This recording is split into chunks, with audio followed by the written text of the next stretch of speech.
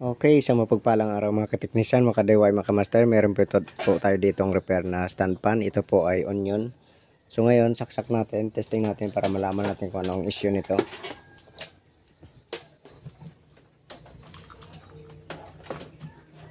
Yan, pindutin po natin ang number 1. Ayan. So mahina po siya. Mahina po. Ayan o. Ayan, humihinto pa.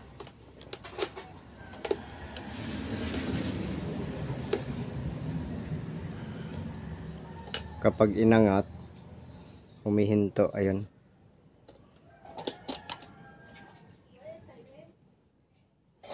Number 3. Ayan, number 3.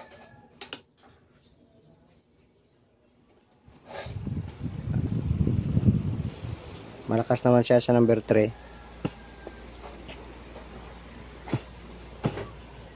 Number 2. Yan, mahina na. So, steady natin yung ano niya dito. Ayan.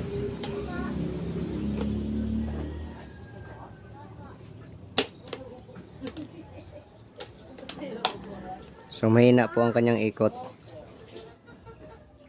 Ayan, humihina. Okay, so buksan po natin ito. Samahan niyo po ako.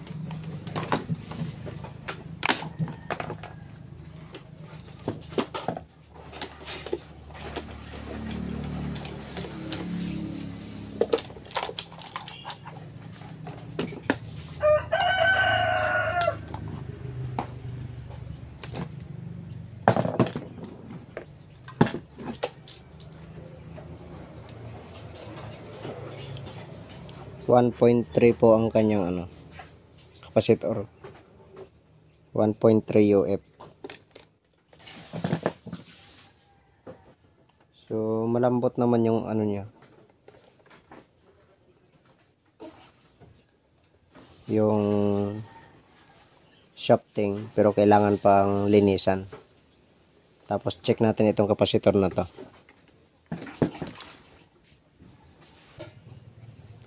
Bali, binaklas muna natin.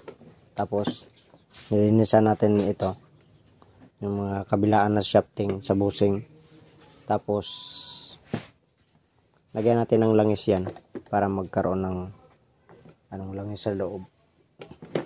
Dito rin. Baga, i-condition natin bago tayo pumunta sa kapasitor. Ito, na-assemble na natin uli. Testing natin kung kasi malambot ng masyadong malambot na.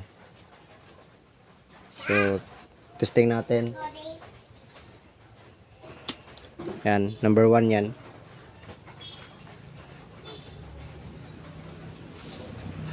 So malakas na siya pero hindi maganda ang align ng ano, ng blade.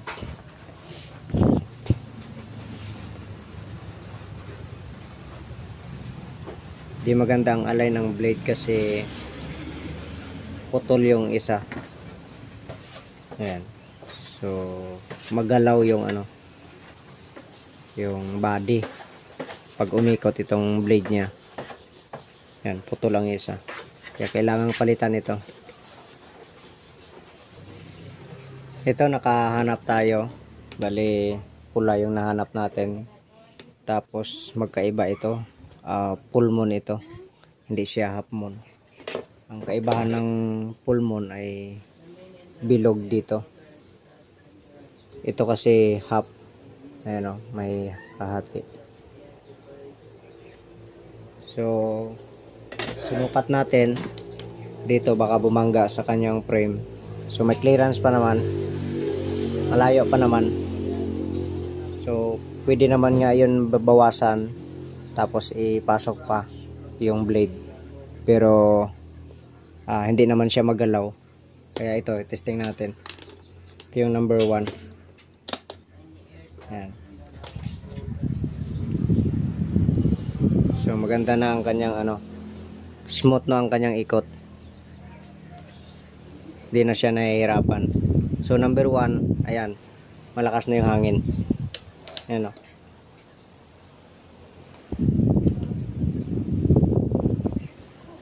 Number 2, hindi ko na pala na check na yung kapasitor. Kumbaga sa actual na tayo nag-check. Kumbaga ito pinandar na natin. So, yan number 3. Number 2. Number 1. Ayan. So, okay na siya. So, yun lang. Bale, pinalitan natin ang blade.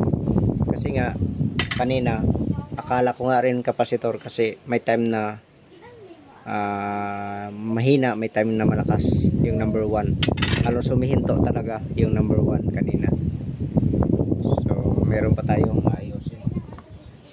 Ito bali nabasag, so tahiin ko lang ito. Okay, so okay na siya, normal na. Hanggang dito na lang video natin. God bless po sa inyong lahat.